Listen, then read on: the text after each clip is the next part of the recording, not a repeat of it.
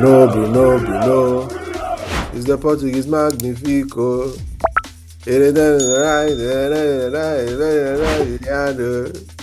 Bruno. Bruno Fernandes. What a player. I don't know if you've noticed this. Last season, that's exactly what he did. He turned up at the latter end of the season where he was banging in the goals and assists. I don't know how and why he decides to do that, but that's the kind of player we have on our hands. 2 assists, 1 goal. Rasmus Højlund breaking his goal deadlock. Alejandro Garnacho. Oh, what a game. It had to be Leicester. It had to be. Probably great to have you. Good to have you on the podcast. Always a pleasure to be with you, my brother. Great. You know what to do. Remember to hit the subscribe button and hit the notification bell. It's great to have you joining us. It's another win. How many points to safety? About 4 points more, right? 3 points. 3 points more. But come on, we are 20 points ahead. I am working with the working formula. The working formula says that 40 points sort of guarantees you safety in the league. It's what we are looking forward to. So we try and get the next 3 points, and then we know that whatever happens is our back case. We just focus on the Europa League to see what happens. But what a great night it was for Man United beating Leicester City. We've met them 4 times this season, and we've beat them in all games. Shows you how bad. Rude won 2. And we've beat him twice. I feel sorry for him though. I really do. I do. But that's it. Here on United and Everything Football. Remember to hit the subscribe button, hit the notification bell. Leave your comment with us as well. It's very, very important here on United and Everything Football. Let me make a quick turnaround. When I come back, we get into the game, what happened, and a few things that we'll be discussing ahead of the international break. We won't leave you hanging in the international break. We'll find something. We'll bring you something. We'll discuss something here. So remember to stick and stay with us. We'll be right back after this.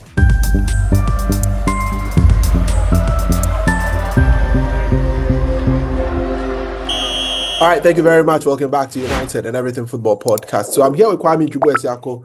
We are going to go into the game, discuss and analyze everything that happened in the game. We beat Leicester City by 3-0. Rasmus Højlund, Alejandro Garnacho finally getting his first ever goal for Ruben Amorim, and also Bruno Fernandes. Miguel, what a player he's becoming, racking up the stats for Man United. Kwame, thoughts on the game generally, but before that, no, you know what I have to do. We gave you a quiz question the other day, and it's important that I give you the answer to the quiz question. So we asked a very, very, very simple question, and the answer,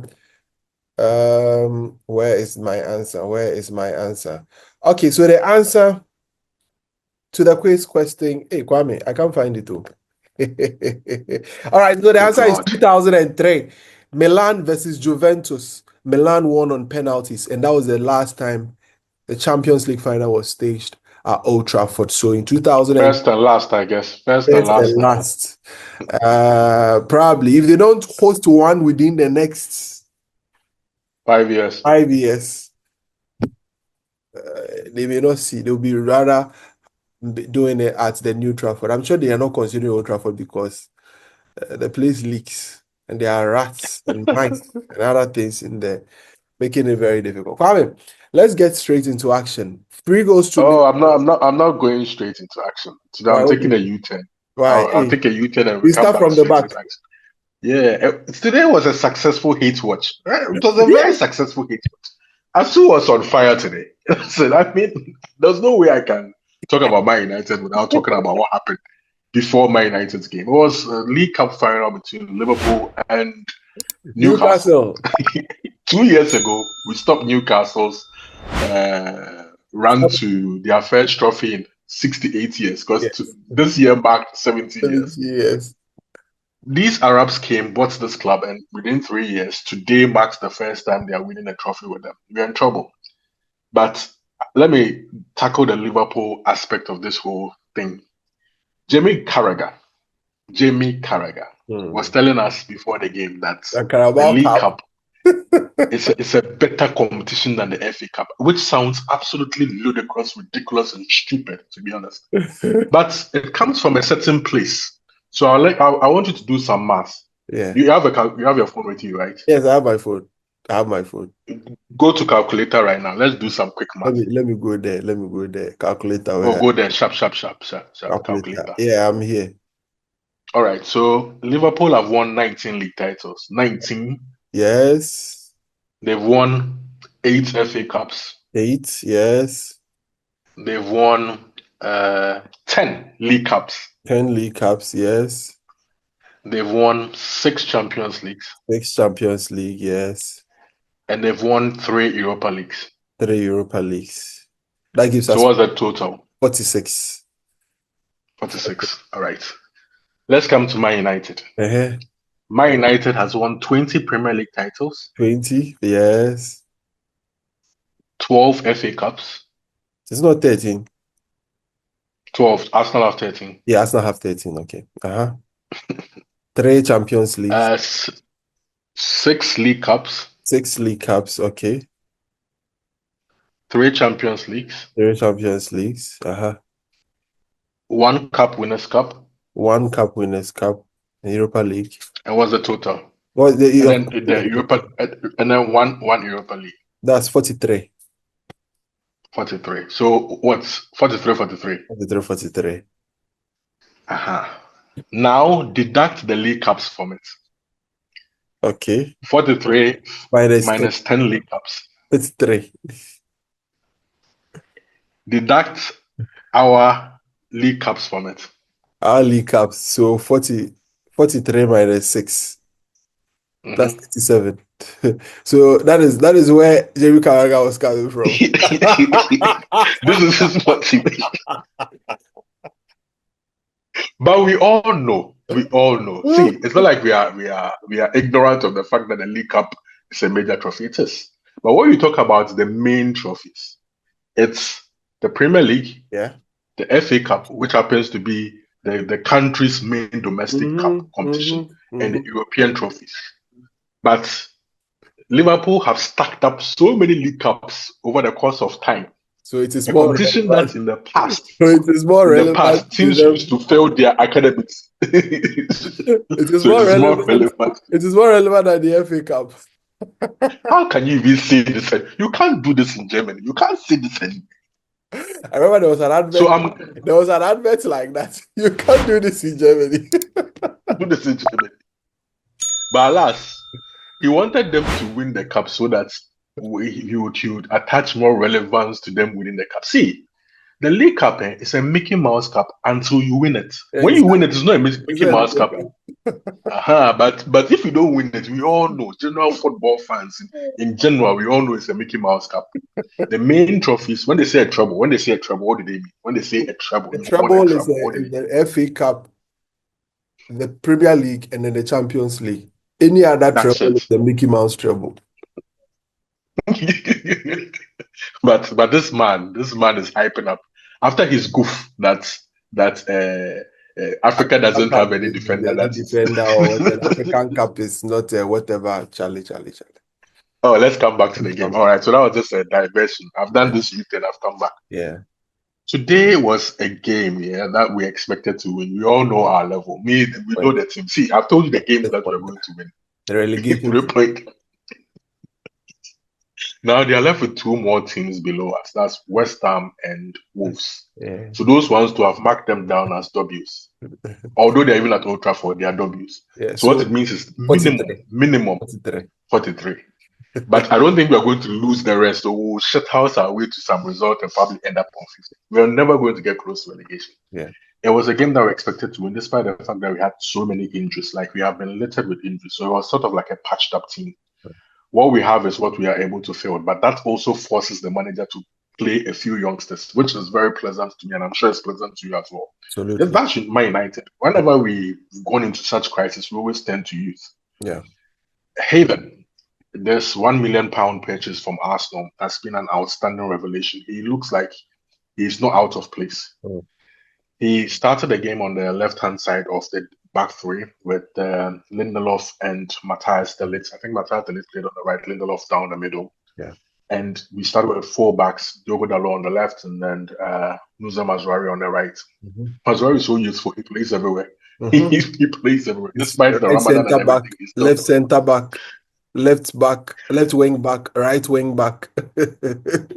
The irony of our defense is that there's been a lot of chopping and changing, but the two players who have always been constant happen to be Matthias de Ligt and Nusa Mazraoui, who came with this tag of being injury prone. You know? Yeah, injury prone. I know the irony. In the midfield, he brought Ugarte back in, who was very, very industrious today, and Bruno Fernandes alongside him.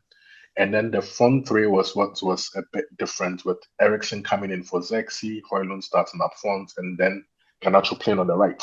Yeah. In the first half, I think we were a bit loose in possession, but what you could tell from the game is Leicester had a mistake in them every now and then. And every now and then we could easily catch them on the break. Yeah. We had a couple of chances, not so clear chances, but I think the clearest of them all went to Eriksen, who had this outstanding shot from outside the goal, which I don't know how that ball did not go into the net, but if it did, that would have been an exceptional goal. Yeah. We had a couple of scares as well where Onana was called to duty, having the couple of blocks for us. But as the game wore on, you could tell that was just a matter of time before we scored. Bruno Fernandes had the ball in midfield and played the ball through over the top to Rasmus Højlund, who composed himself. Like, he actually composed himself. He made sure that he was afforded the time to be able to compose himself, because the run that he made sort of made sure there was no defender close to him before he actually took the shots. And I think that has been his problem. When he's under pressure, he doesn't take a shot on time, or he just makes the wrong decision. But this time around, he had the freedom of time to decide exactly how he wanted to finish this. And credit to him, he finished with aplomb.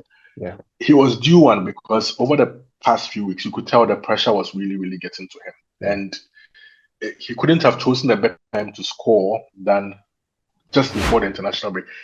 Amorim was saying at the end of the game that he wished the international break wasn't there, so that he kind of continues from them. I get it. But as a matter of just relief, just to get on the score sheet just before then was very, very important.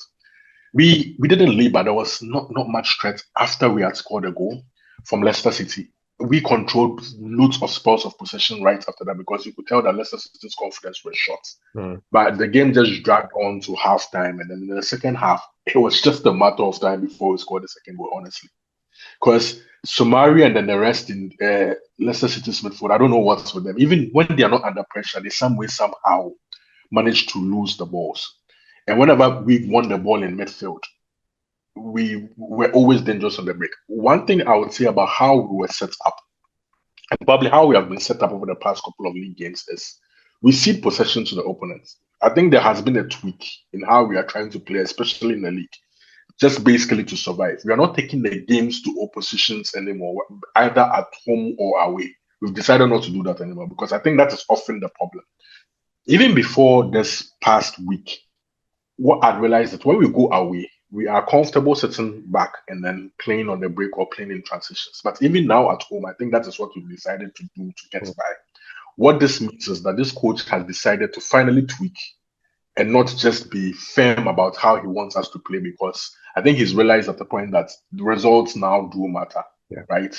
It's not just about just pressing on. The formation is the same. The system is the same, but the approach is not the same. It's different, which I think suits how this team was even constructed in the first place.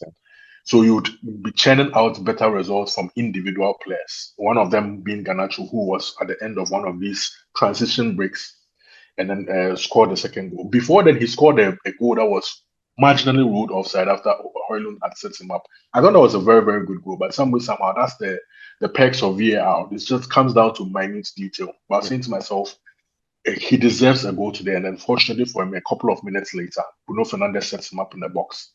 And then he scores the second goal. 2 assists from Bruno Fernandes, even playing in central midfield. It's all about Bruno now. I read the stats.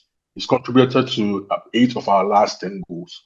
Scored in all competitions. It's just Bruno from now to the end of the season, since Ahmad isn't going to return till probably the latter stages of the season.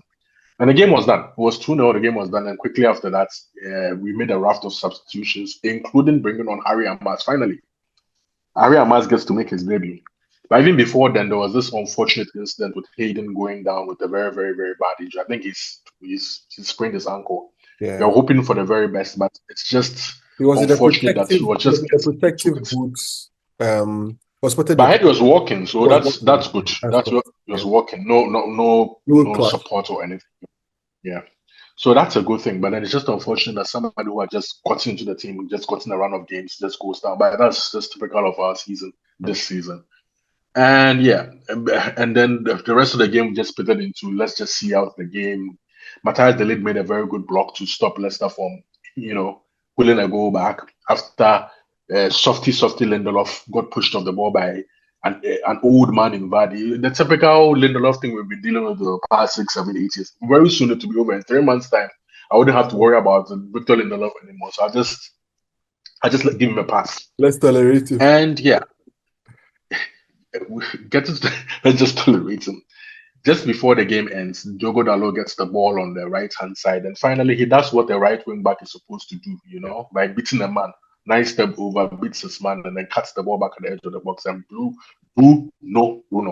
Fernandes finishes that shot off with a plumb. What a finish! One time, didn't give the goalkeeper a chance, but that just typifies what Bruno Fernandes has been for us over the past few weeks. 3-0, comfortable win, expected win. We take that into the international break. It's been a good week for us. We should have beaten Arsenal, but then we played admirably well. We progressed in Europe in midweek with a very, very rampant win over Sociedad, which we expected the very moment that tie was made. I said, "You come on, it's Sociedad." It's like, let's just stop. It's Sociedad. We got past them, and we finished off the week with Leicester City. Let's just hope that these guys, as short as we are, because we are short. Yeah. He's saying Luke Shaw is close to returning. Listen, I know you're not going to get excited by Luke Shaw, but this is the situation we find ourselves here. If Haven has a serious injury, we don't have Lisandro Martinez too. We need a left side. Luke Shaw has to be fit and has to play. We need a left-sided centre back, and if asking him to be able to be fit for the next 3 months, 2.5 months, whatever it may be, I don't feel it's the biggest ask, considering the fact that we are almost out of every single competition. If we can manage him so that he can play even the Europa League games for us, those are the most important things. I don't expect him to be going full throttle in league games, probably 30 minutes every now and then. But the Europa League games, if he can play those games for us, I think he'll be useful. Mason Mount is back. I was thinking he would have a feature today, but he's also one of those players who can be very useful for us in the Europa League. Right. We need bodies. That's what I'm trying to say. We need players who are fit to see us in the latter part of the season. Let's hope that international break, we don't have any injuries. They come back and then we just carry on from there. Because we have some big games, Yeah. Unimportant big games in the league, but then there are important big games in Europe. Yeah. I want to highlight a few things. Some players that have really come to form in the last couple of games, that in the last round of games that we've played, Matthias De Ligt, Nusayr Mazraoui. I mean, never in doubt, especially Mazraoui, but De Ligt seemed to have really found himself. He seemed to be playing, shoulders above what you'd expect, or because prior to him coming, people had their own reservations aside the injuries. He's this and he's that. And he showed a lot more character. Aside the quality that he has, he showed a lot more character. He showed a lot more and leadership. And leadership, because the coach has even mentioned that he's one of the players that are very vocal and would want to be heard. And I think is one thing that we shouldn't lose sight over. Another key highlight I want to speak about is Rasmus Højlund finally getting a goal. You could see how much of a relief that the whole situation was for him. I mean, you could see from his eyes, like, Charlie, I really tired. Finally getting a goal. And Alejandro Garnacho as well. These are major highlight. And the coach was right to say, I mean, the international break somewhat comes in and it sort of affects the whole flow. So you would have to go and then you have to come and start afresh because Perhaps maybe Rasmus would need that sort of break. Now that I've gotten a goal, let me go cool off my head. When I come back, I'm able to, put in some decent performances here or there and score some few more goals to end the season on a high. He's one of those players. When he's going on a drought, he's on a drought. When he's going on a scoring run, he's on a scoring run. If you remember, he had not scored a league goal until somewhere around December last year. And guess what? He went on a run. It's not that. Kwame, he's only gone on one run in 2 years. One. Yeah. It's not like you're making it look like there's multiple occasions. No. He's been on only one run at Manchester United. I'm talking about a moment where he's gone on a drought. This is a long drought, and he went on a run. I'm just hoping. It's not like I'm analyzing. It's just a hope. I don't know if you get the point I'm trying to make. It's just I kind of get it. It's just a matter of maybe I'm at the point where I don't even have any hope at all, so I don't even know what you're talking about. I mean, I'm just hoping that after that long drought, and he's scoring or breaking that drought, he goes on some sort of a scoring run, just for his confidence sake. How many goals does he have in our competition? It shouldn't be up to 10. I'm not sure it should be 10. Kwame, don't even. Is it up to 7? Our strikers are not even close to 10, so don't be mentioning. Don't even try to imagine it's 10. I think it's like 7 or something, and Zexi is also like on 7. On 7. But speaking of stats, Bruno Fernandes has 16 goals and 15 assists in all competitions, 8 goals in the league and 9 assists. You're talking about somebody who is playing in a very poor Manchester United team, but some way somehow has 31 goal contributions this season. It's the consistency is actually insane. It's crazy. I mean, he's truly Mr. Manchester United at this point. Ever since he came, not at this point. Ever since he's been at the club, it's always been him. Ahmad left, so the whole burden has shifted to him. Everything. If Ahmad was there, I'm sure he would have shared that responsibility with him because they seem to be the star men for the club at the moment. So these are some of the few major highlights. For Mazraoui, I don't know what to say. I mean, he's Ramadan Mazraoui. He's fasting. He's not even eating after his iftar. I mean, I think he breaks the fast with water and maybe some few things, and then he goes on to play football. That tells you the level of player or the level of player that we have within our ranks at the moment. So it's a lot more positive. It's a lot more ending this particular break on a very high, which I think is very good for us. So generally we are putting ourselves in a very, very good position. What I would want to see in the international break is that we come back healthy, like you rightly said. And then when we come back as well, we would be able to have a good start and not have a slow start like we normally do have whenever we come back from international breaks. It's something. We play Forest after the international break. We play Forest, we play City, and then we go to Europe. So that's how it's going to be. Like the Forest match, I've penned it out as a loss or a draw at best because they are in a moment. Yeah. So they're having a Leicester City kind of season. You think they'll fall off, but they never seem to fall off. They just keep going. It's the same. Newcastle had that season as well when they qualified for the Champions League. They just keep going, and so they are trying their very best. So they're in a moment, and unless we go and then we do their own thing, sit back and hope that they come at us, and then we do a one. But we'll discuss that game when it gets there. As for the City game, well, you know what will happen. You know what will happen. I think we'll beat them. We'll beat them. Yeah. They are trash this season. They are trash. It is trash. That's horrible. You know the way Amorim wants the season. Amorim wants the season to end so quickly. I'm sure Pep is having the same feeling. Same with Pep. And we get over this quickly. They are just not enjoying themselves. Like you want that freshness. Let me go and relax, rethink everything, and then come back and then see how best I can get a tune out of this team. So it's just not going well, but generally it's been good. We found ourselves in a very good position. We are ending very well before this international break. We just hope that there are no more injuries, especially when the players do go. I pray that Ronald Koeman sees the legs as he sees him and benches him so that he doesn't play football. I hope so too. I pray. You know, Amorim was actually begging at the end of it. Yeah. He hopes that the league doesn't play much in the international break. It's For the very, first time, very I wish none of our players have been playing during the international break. you, I you know, really do. these are crucial World Cup qualifying games. So Oh, yeah. the national teams are not, Yeah, they need them. yes, and they are not going to do I'm withdrawing. Like we would see in this, Yeah. unless These are important games. They're not friendly important, games. exactly, Yeah. not friendly, not the Nations League that you would ordinarily say that let me allow our players to. No, there isn't any Even the Nations League, I think they're even into the semi-final. semi-final, quarter-final. Yes, and that one will be Yeah. at the end of the season. So it Yeah. is basically that. So we are in a very good position at the moment. I mean, it's not. It's just been a good week. Nothing beyond that. How would you say it? What else can we say? It's just been a good week. How would you say it? Now we're just taking it game by game. Game by game. Game by Game by game. game. As Samuel Boadu will say it, it's match after match. Game by game. Game by game, match after match. Hey, talk to the people about FPL. You've not talked about FPL because I'm overtaking you. Now you don't know what has happened. I'm overtaking you again.